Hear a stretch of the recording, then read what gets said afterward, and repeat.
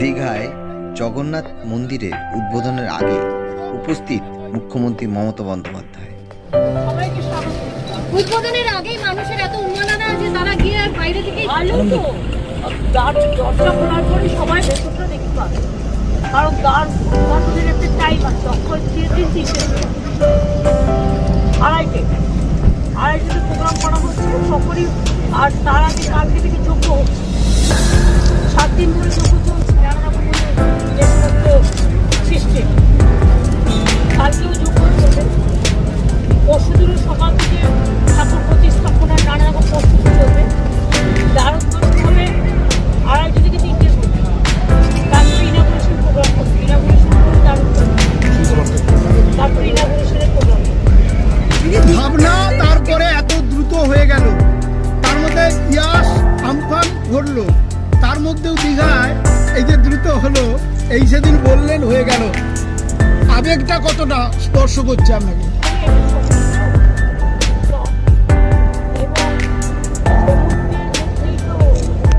আমাদের বাংলার সবচেয়ে বড় সংস্কৃতি রামধাম পেরেশানকে চৈতন্যদেব কত বছর আগে তিনি এই বছরে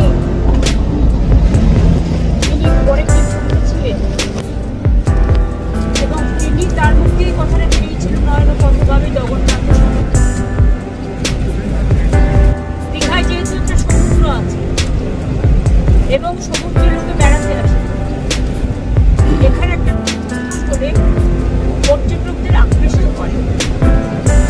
আর আমি মনে করি যে বিধানসভা চর্বিতে যে জগন্নাথ ধাম তৈরি হয়েছে, এটা হাজার হাজার বছর ধরে বাংলার স্থাপত্য, বাংলার যে নতুন প্রজন্মের জন্য, পুরনো প্রজন্মের জন্য বা এখনো যারা আছে সবার জন্য নতুন একটা কৃষ্টি, একটা সংস্কৃতি, একটা সম্প্রীতি, একটা মিলিত হওয়া। একদিকে আধ্যাত্মিকতা, আধ্যাত্মবাদ, অন্যদিকে সম্প্রীতি, সবারই আহ্বান, এইসব মিলিয়ে মিশিয়ে আমার মনে হয় যারা কাজটা করেছে খুব ভালো করেছে। এবং বাদবাকি তো আমরা পরে বলবো, এখন দেখাশোনা করতে হবে। যদি একটা আগে লোকে আসতে মানে এমনি সমুদ্র দেখতে বা মন্দির আলাদা আকর্ষণীয় জায়গা, মানে পরিচয়টা কি পাল্টে যাবে? দীঘার পরিচয় কি বদলে যাচ্ছে? না, দীঘার মন্দিরটা তো নিশ্চয়ই একটা অন্যরকম পাখা যুক্ত করবে পালকে, এবং এটা উচ্চ শিখরে যাবে, এটা ইন্টারন্যাশনাল প্লেস অফ টুরিজম হবে। কিন্তু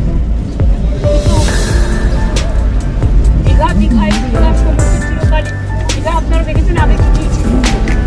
এখন দীঘা গেট থেকে শুরু করে সৈকত সড়কি থেকে শুরু করে 7 কিলোমিটার ধরে পিচ তৈরি করা থেকে শুরু করে এই কাজগুলো সবই করা হয়েছে, নতুন করে করা হয়েছে। সুতরাং দীঘার যে চেহারা ইতিমধ্যেই পর্যটকদের আকৃষ্ট করছে, আরও এই শুধু আমরা দক্ষিণা কালিকা মন্দিরে আমরা কমলেশ্বর ভৈরবী কালীঘাটের স্কাই ওয়াক করে দিয়েছি, দক্ষিণেশ্বরে করে দিয়েছি, শিবযোগ্য মন্দির কুচবিহারে করে দিয়েছি, মদন মোহনতারা করে দিয়েছি, জলপাইগুড়িতে জলপাই শিব মন্দির করেছি, তারাপীঠে তারা মন্দির করেছি, ওদিকে কঙ্কালী তালা, ওদিকে ফুল্লোরা, ওদিকে নলাটেশ্বরী, ওদিকে বাবা তারকনাথ, ওদিকে জলপাই সমস্ত, ওদিকে মাজিদ খান, জাহেদ খান থেকে শুরু করে পুকুরাশ্বর থেকে শুরু করে গুরুদ্বারার গেট থেকে শুরু করে যতটা পেরেছি আমরা সর্বধর্ম সমন্বয়টা আমাদের রামকৃষ্ণ স্বামী বিবেকানন্দ চৈতন্যদেবের কাছ থেকে শেখা।